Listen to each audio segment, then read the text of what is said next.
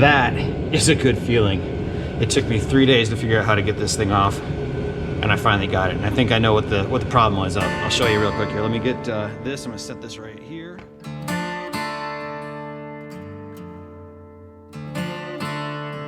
What is it about journeys and exploration that excites us?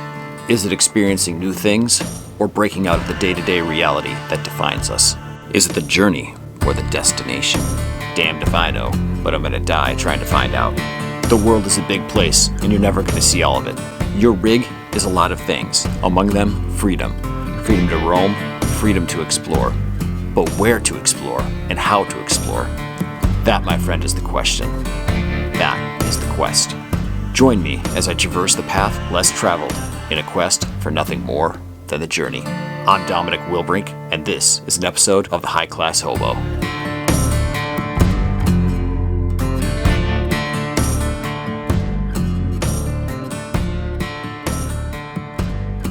Good morning, good afternoon, good night, whatever time it is where you're at. It's 6:31 a.m. where I'm at, and I'm about to get started here on episode number 7. And in this episode, I get the timing belt off, I get the harmonic balancer off finally, and then I also discover a coolant leak, which I find out is actually a common issue with this particular water pump. So let's go ahead and get started.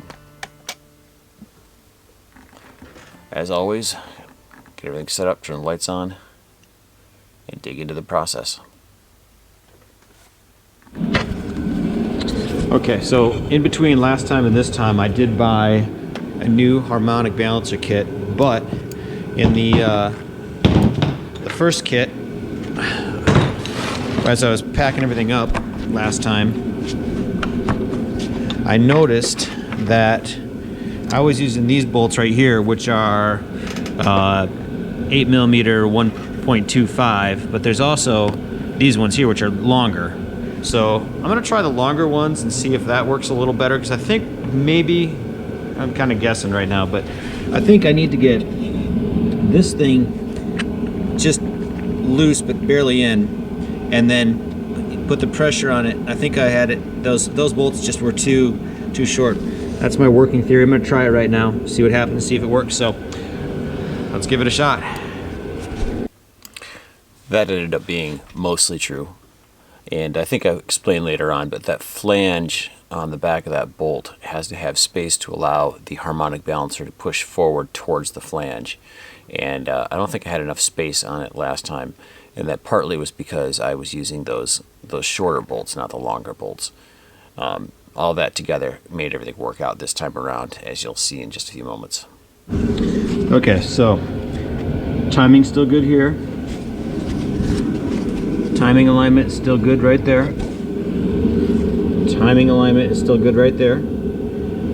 And what I was doing just the last part there was making sure this plate was sitting more or less even and flush with this one, because it didn't look good to my eye. So now I'm going to try cranking on this to pull that off. In theory, this should work, but you know, it didn't work the last 2 days, so I don't know why it's going to work today. Well, it does work, long story short. Took a little bit of effort, and also I was just being really, really cautious, both trying not to let the timing slip, and also I didn't want to break anything, because that would just be a disaster, as you can imagine. But as you can see, it's just slowly working its way off, and then in the end I can get it out by hand. That is a good feeling. It took me 3 days to figure out how to get this thing off, and I finally got it. And I think I know what the problem was. I'll show you real quick here. Let me get this. I'm gonna set this right here. If there's enough light. Yep. All right. And here's the bolt that was holding it in place. About halfway through this, I figured it out. Essentially, this bolt's got this flat surface right here that backside sits against this surface there, so it sits right there. I had it screwed in a little bit too far, so the harmonic balancer didn't have room to go back and forth against the bolt. It was right against there, so I was pulling back. This was screwed into the threads up inside right there, and as I was doing that, it was just putting tension between here and the pulling tool. And that's where the screws right there, the surface of the cast got blown out a little bit. So I'm gonna see if I can get a replacement part for this, because I think it's still good, but it's definitely gonna be a little bit out of balance if that matters. I assume it matters, so I'm probably gonna order another one.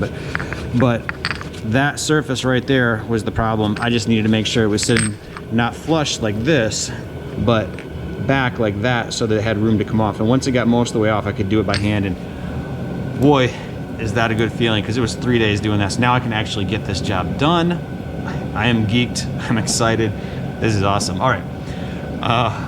Let's not celebrate our victories too much and gloat. Let's just get this job done. Back to work. All right, so thought I'd show this real quick. I just got a big bin and I put all the parts in here labeled. It might be a little hard to see, but I'm up to part number 37, or step number 37.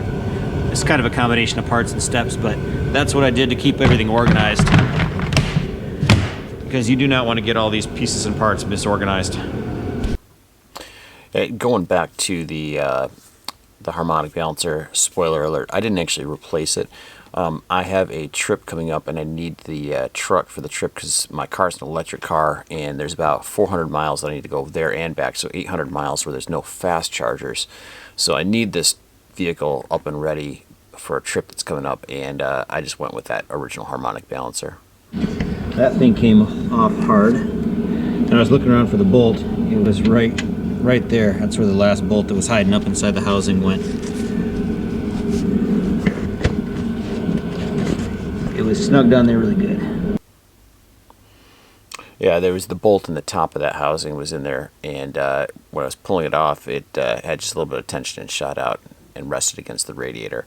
No big deal. Put everything together and label it.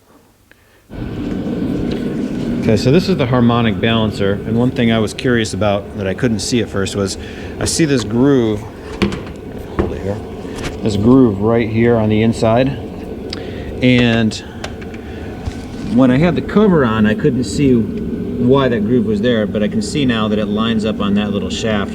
So if I was to slide this thing on, the back end of that Harmonic Balancer would line up with and go into that slot. So that's how you line it up when it goes back in. At least I'm pretty sure that's what you do. Again, I'm not a mechanic, don't take advice from me, but that's my thought, is it goes in like that. And another thing, a lot of the videos I've seen talk about this plate right here, and that you should remember which side is the front and the back, because it matters. So I'm going to take a marker right now, and in my case I'm going to take and mark it with an F for front. So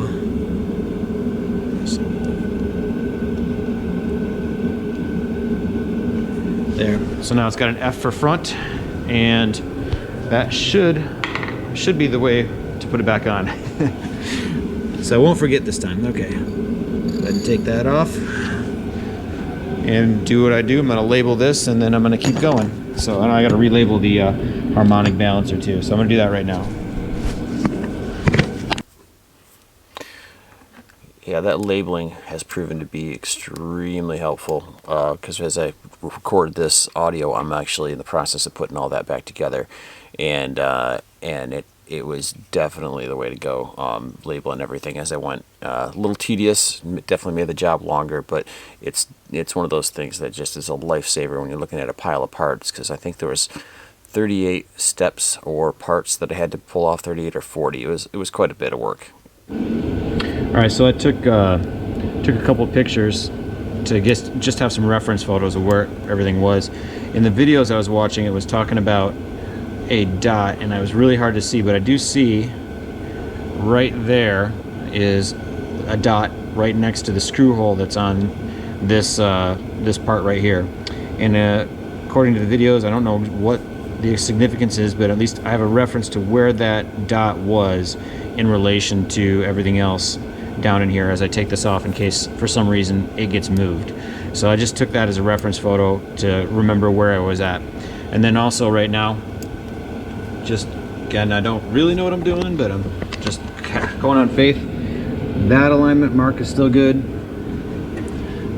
That alignment mark is still good. And as long as I don't touch this right here, I think everything else will stay aligned like it's supposed to. So carrying on. One thing I don't think I mentioned in this video, or I don't show in this video, but do find out later, and I think it's going to be in the next video, is on that crankshaft there is a mark, and there is a mark on the engine block. So even if it got moved, you can relocate the crankshaft to be back in the correct position, and I'll show that in an upcoming video. So right here I'm taking off the hydraulic tensioner, or I guess automatic tensioner they call it, and getting that labeled and stored. That thing is actually an interesting device, and in the next episode I'll explain it better. It might be the one after that when I replace it. And then the tensioner itself I'm getting that off here in just a moment. Well, here it is, the moment of truth. Finally get to remove this belt, supposedly. Oh, that wasn't good. I just took some tension off this and the cam here shifted. I'll show that in a second. I'll see if it happens over on the other side here. Take this off. Let's work the whole belt off.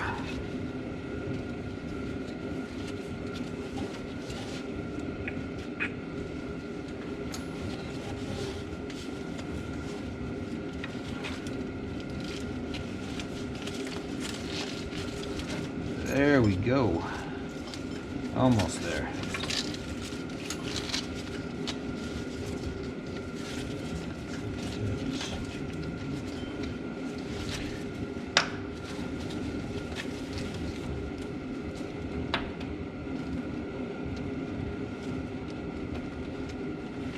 Alright. Wrapped around some nuts and bolts up here. There it is. The belt is off. And to look at this here real quick.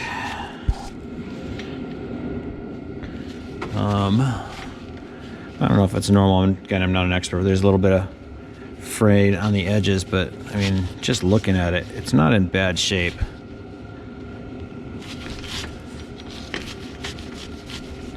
But I didn't know what shape it was in, and I wasn't going to just trust it on faith at 140,000 miles with no record of whether or not it's been changed. So this was still worth doing, even though the belt looks like it's in good shape. Now over here, this guy right there, where that red dot is, was supposed to be lined up with this mark right there. So that is a problem, and I think the Toyota maintenance video, which is a guy in California, he does just Toyota maintenance videos, and I think that one of his videos, he actually did, on his video about the timing belt, he actually adjusted this around. So I'll probably rewatch that one just to be safe, because it's clearly in the wrong spot right now. So I'm probably going to do that right now. I'm going to watch that video, look at that part of the video, because before I put the timing belt back on, I'm going to need to get this lined up correctly, or else we will have problems. Or actually, I might just wait until I'm about to put the timing belt on. I'm gonna do that. I'm gonna keep going, and I'll circle back to this when I get to that point. So, back to work. It was a good feeling getting that belt off for sure, and that cam actually moved back nice and easy in an upcoming video. So I just noticed something right here. There's some kind of reddish, crusty buildup, and I have no idea. And I see a little bit of corrosion or something on this particular bolt. I have no idea what that is, if that's something normal or what would cause that. I just took a video on my phone of it as well, and I'm going to post that to a forum and also a Facebook group and see if anybody has any idea what that is, because that's a mystery to me. I have no idea what that is. But hopefully it's nothing. Hopefully it's just something got spilled down there and caked on, and that happened. But that's kind of weird, and I don't think that's the way it's supposed to look right there. So hopefully I didn't find a bigger problem. Fingers crossed. All of them. So one of the videos that I was using to figure out how to do all this, actually when they took the belt off, he actually found the same thing. So it's a common issue with the water pumps, that they have a leak right there. And according to one of the forums, I don't know if I believe this, that the fluid itself will seal up the leak as it dries out and cakes on there. There was no evidence of a leak that looked fresh, so maybe it's true, maybe it's not. I don't know. Okay, now that pulley's off, we can get a better look at this gunk back here.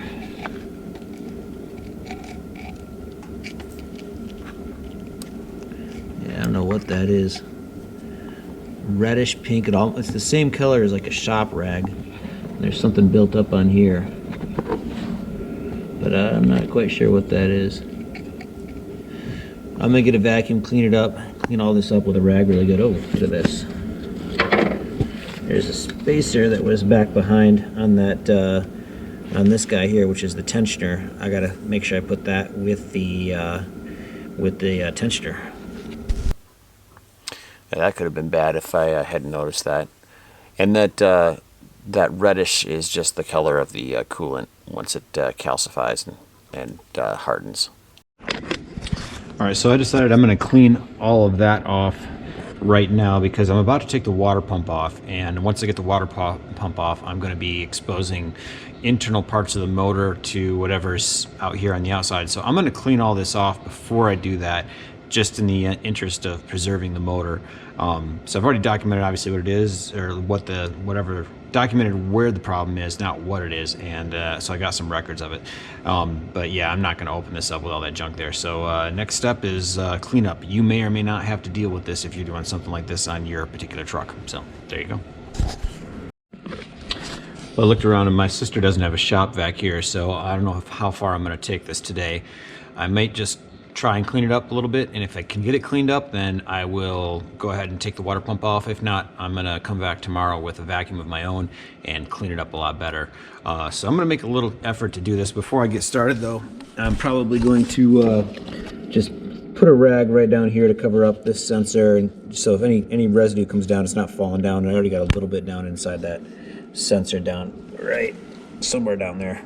I don't know if you can see it, but yeah, so I'm going to do a cleanup as good as I can, and then maybe call it a day or keep going. We'll see here. So that stuff did clean up okay. I didn't get 100% of it off once I did do the cleanup, but it's definitely a smart move. That gunk is just going to get everywhere. I'm going to come back with a vacuum, clean this up that way. It was definitely a smart move to with, clean it up with some kind of before cleaner I proceeded. and a rag. I'm not going to do that. So I think that's going to be it here for today. Hindsight proved that it was a good idea to clean all that up. Appreciate you watching, and stick everything. around because we'll actually start putting the timing belt and the water pump on starting in the next episode, now that I can finally see that I'm there.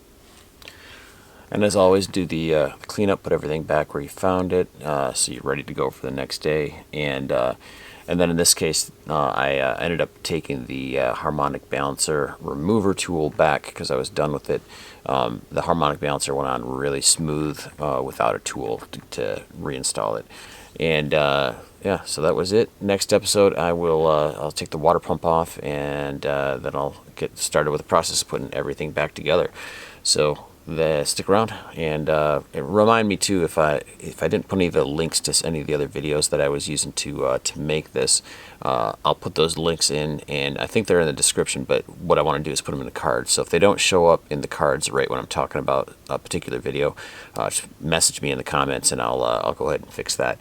So yeah, that was it.